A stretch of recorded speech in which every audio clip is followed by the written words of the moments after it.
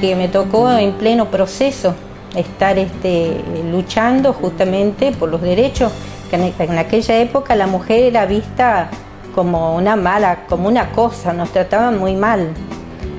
Fue en el proceso en el año 76, yo trabajaba en ambos sanatorios con los anteriores dueños de la clínica San Cristóbal y también con el sanatorio argentino, que estaban en esa época, que eran los dueños los señores Bazán. Bueno, en esa época había maltrato, fundamentalmente con la mujer, y siendo nosotros personal de enfermería era bastante crítico trabajar. Fue así que nuestro gremio en esa época lo intervienen, que era el Sindicato de Sanidad AXA, y estaba intervenido por un coronel.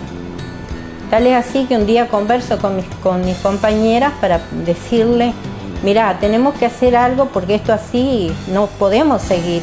Siempre trataban de menospreciar la figura de la mujer, tratarla como si fuese un trapito. Y a mí no me gustaba eso. Yo siempre defendí los derechos míos y de mis compañeros. Y bueno, viajo a Santa Fe, me atiende el coronel y me dice que me quede callada, que ellos iban a venir acá a San Cristóbal, y vienen, se presentan una vez y piden hablar con la patronal. Los recibe el doctor Mario y el doctor Bazán, el doctor Carlos. Y entonces me llaman a mí y a otras compañeras.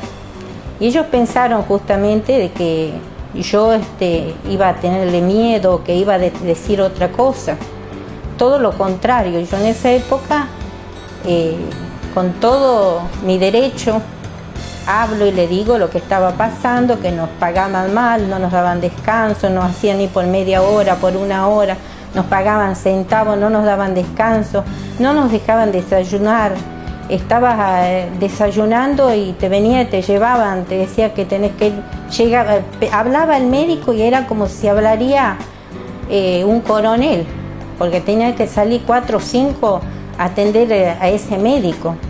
Y yo decía, ¿por qué? Si estamos en igualdad de condiciones, si el médico sin la enfermera no puede hacer nada, la enfermera sin el médico tampoco. Y entonces me mira como diciéndome: ya vas a ver vos. Y yo, por supuesto que no me atemorizó para nada seguir diciéndole todo. Y el teniente coronel ahí en ese preciso momento me dice: usted, señora Yolanda, queda a partir de ahora como delegada normalizadora, pleno proceso, 76. Creo que en esa época era muy difícil sacar la cara, porque no estábamos en democracia, estábamos justamente con los militares, que no era ir y decir cualquier cosa, pero yo me sentía apoyada totalmente, yo y todos mis compañeros, porque a partir de ese momento nos proveen de todo lo que nosotros necesitábamos, la ropa, con todo el uniforme, nos dan los minutos para desayunar, cómo nos tenían que pagar, todo.